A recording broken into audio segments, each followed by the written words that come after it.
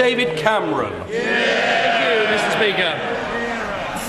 13 years into government, 90 days before a general election, can the Prime Minister tell us what first attracted him to changing the voting system? Mr. Speaker, if nobody on the other side understands, if nobody on the other side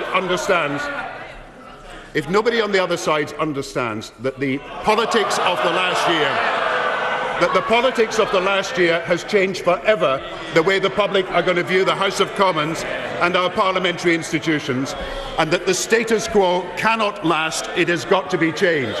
Now, Mr. Speaker, if the Conservatives want to defend the hereditary principle in the House of Lords, if they want to postpone reform of the House of Lords for more than 10 years, and if they want to refuse the people a referendum on the alternative vote, then they are making a mistake about what the British people are thinking. My message today is to the British people that we are prepared to change our constitution, and we are prepared to change it for the better. We are for the alternative vote, they are for the hereditary vote.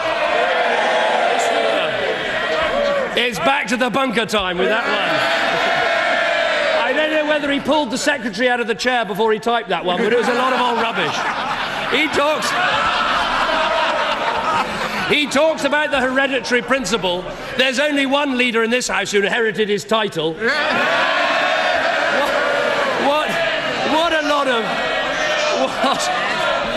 a lot of rubbish. Good of the Chancellor to have a laugh. What a lot of rubbish. The reason he's in favour of the alternative vote is it's election time. This is the man who ducked the leadership election, who bottled the general election, and now he's trying to fiddle with the electoral system. He must think the whole country's stupid. Have another go. Why are you doing it? Mr. Speaker, this is the man who promised us at Christmas. This is the man who promised us at Christmas a policy-a-day blitz to show the substance of the Conservative Party if they were in government. We've had confusion over the married couples allowance. We've had chaos over public spending. We have exaggerations over crime. We've had them retreating on their hereditary principle and now supporting it for the House of Lords. This is a Conservative Party that is in complete muddle, has no manifesto. They don't have the substance to be able to govern the country. They are a shambles.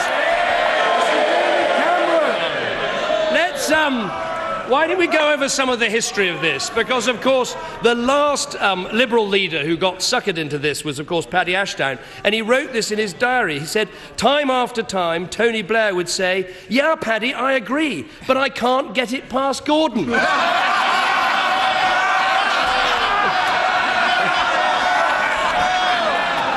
And it goes on.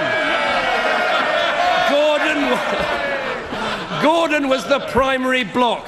Doesn't real improvement to our politics means cutting the size of the House of Commons, cutting ministers' pay, complete transparency in expenses, but the one thing we shouldn't change is the ability at a general election in Britain to get rid of a tired, incompetent, useless and divided government. Mr. Speaker, no change under the Conservatives, no change at all.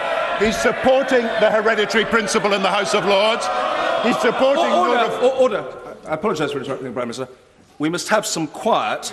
I want to hear the answer. I hope others want to hear the answer as well. Prime Minister. His is about no change. It's the politics of no change at all. He supports the hereditary principle in the House of Lords again. He supports no reform of the House of Lords for a decade. He supports no referendum to allow the electorate to have a choice.